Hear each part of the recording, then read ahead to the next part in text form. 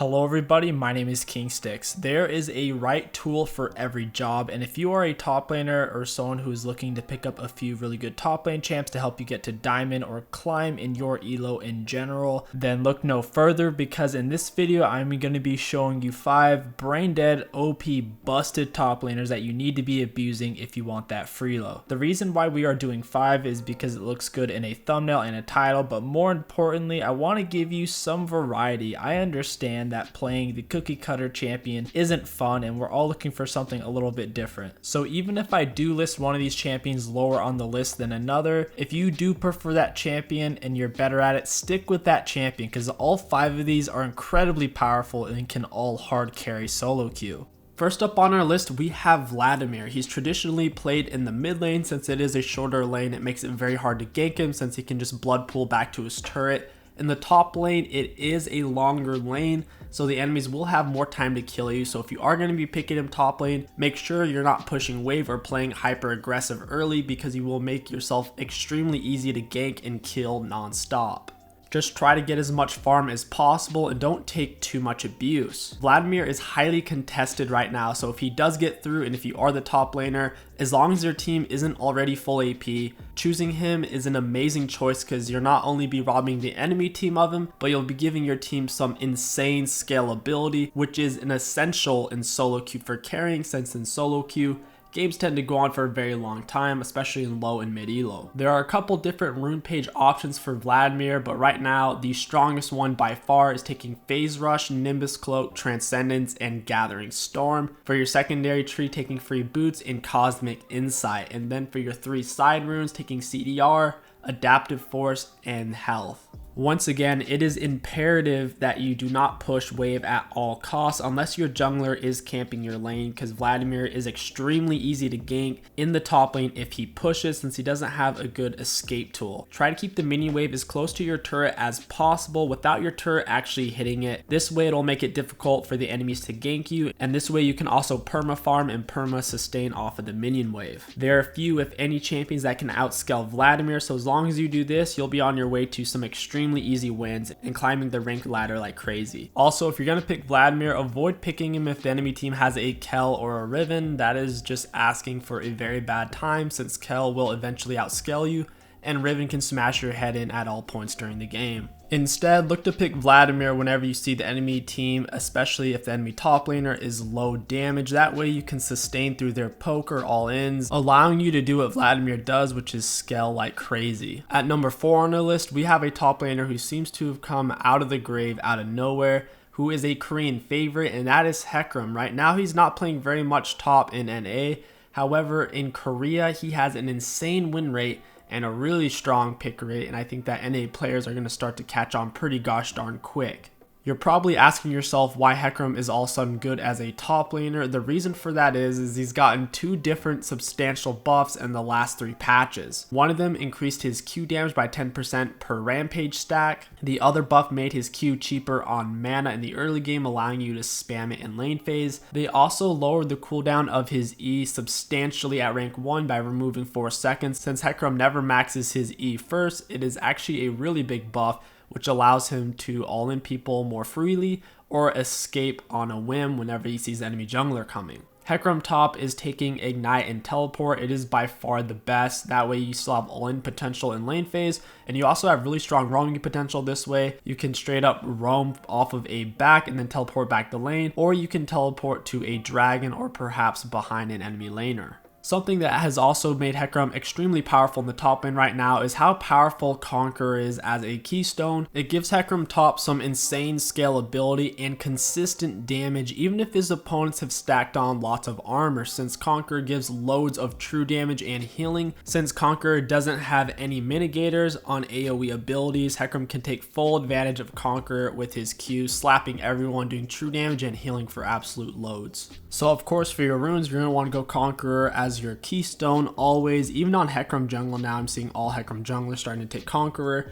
Then you're going to want to go Triumphant, Tenacity, and then you're going to want to go for Last Stand. For your secondary tree, always go Inspiration, taking the Biscuit Delivery and Time Tonic Potion. This will give you heaps of sustain and extra movement speed whenever you're using a potion. Biscuit, or Refillable Potion. For your 3 side runes, you want to go double Adaptive Force and Armor. If you're playing against someone who does magic damage top lane, that's fine, just go Magic Resist. And it's also really good whenever the enemy team is mostly AP on Hecarim. That way when you do build your Spirit Vestige, you'll be getting huge value out of it. When looking to pick Hecarim, you want to avoid picking him against fighter tanks like Garen or Darius.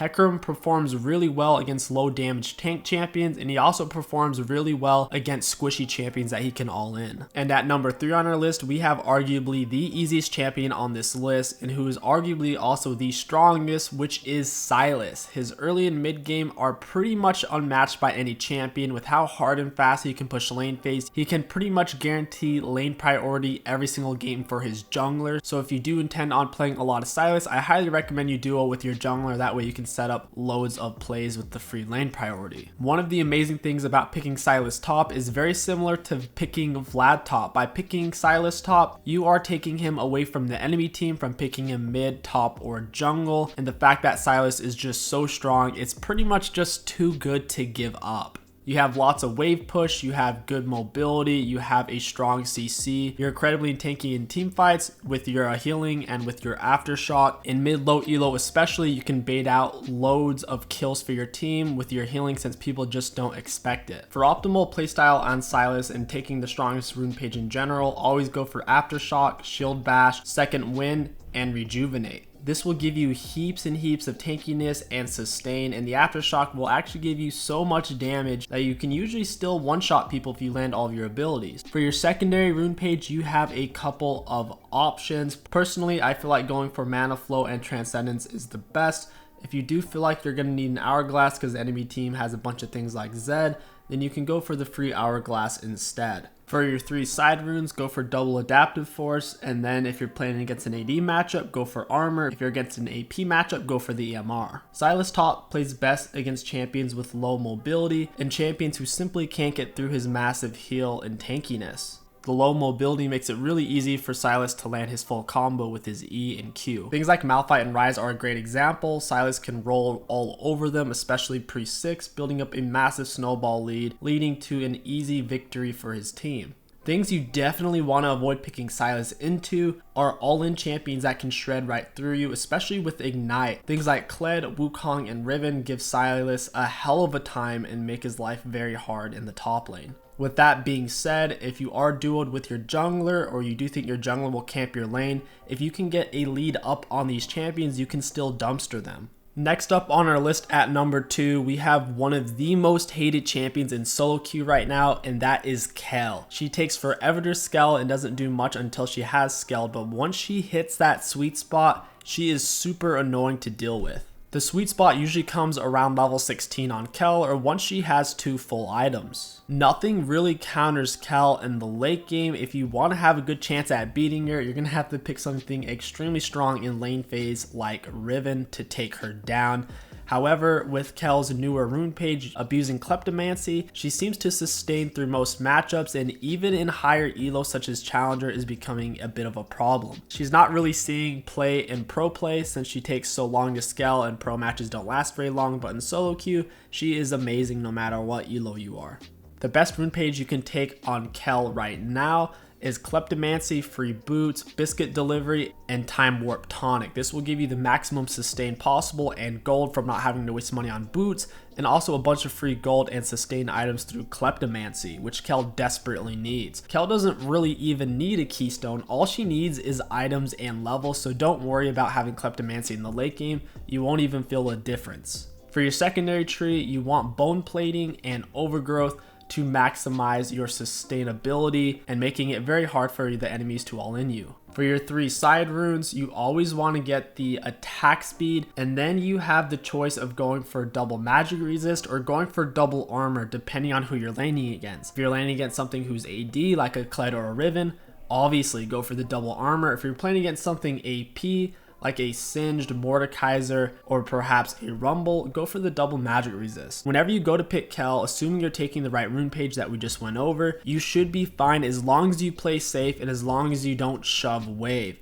Just stay alive, farm, don't shove wave, and you should win the game. If you are dying in lane phase, especially multiple times, it will make it very hard for you to reach that power spike, and there's a good chance you're going to lose. When it comes to 𝐒𝐿, it's not a matter if she can 1v9, it's a matter of when she can 1v9. As long as you can make it to the 30 minutes or later, at least get level 16, at least get 2 full items, you will be an absolute monster. In lane phase, it's typically best to have a 𝐒𝐿 against somebody who is low damage and can't put constant pressure on her. Things like Singed or Ornn are 2 great examples since they can't put much pressure on her and they tend to just farm as well.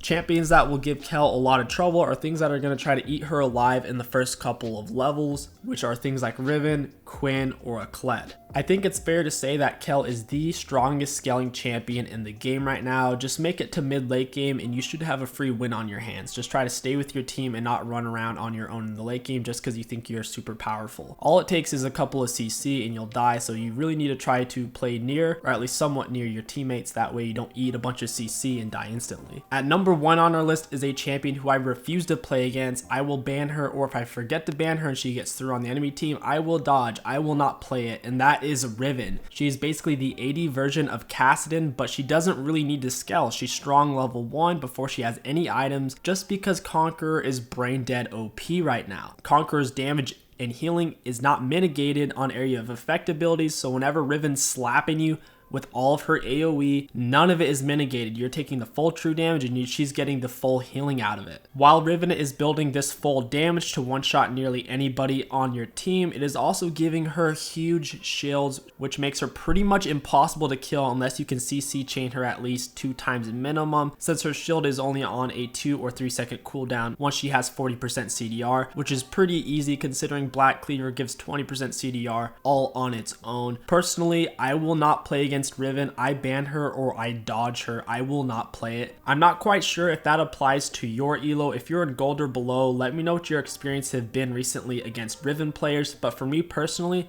if I'm playing in Plat, Diamond, Masters, or Challenger, it is not worth it. It is just simply a ban or a dodge. Since Riven doesn't have any mana cost and her abilities, including her shield, is on a relatively low cooldown even early game, she doesn't have any really bad matchups. She can be very patient, use her E to block lots of damage, and outscale those hard matchups with things like Quinn. And then if her opponent has low damage or takes a lot of time to scale, things like Yasuo or Ryze, she can just simply mash their brains in. For any of you Riven players who are still taking Electrocute, for the love of God, take Conqueror as your main keystone, Triumphant, Alacrity, and Coup de Grace. For your secondary page, get the free boots and get Cosmic Insight. Free boots are important so you can hit your strong AD cooldown reduction items faster, and getting the Cosmic Insight is amazing since it gives you CDR and your abilities cost 0 mana. For your rune page on Riven, go double Adaptive Force, and if it's a tough AD matchup, get the armor. If it is an easy matchup, then just go for the scaling HP. And that is going to wrap up the list for the top 5 top laners to carry you to Diamond. If you guys enjoyed this video, don't forget to like, comment, and subscribe. It really does help out a lot. My name is KingStix. Thank you for watching, and I'll catch you guys next time.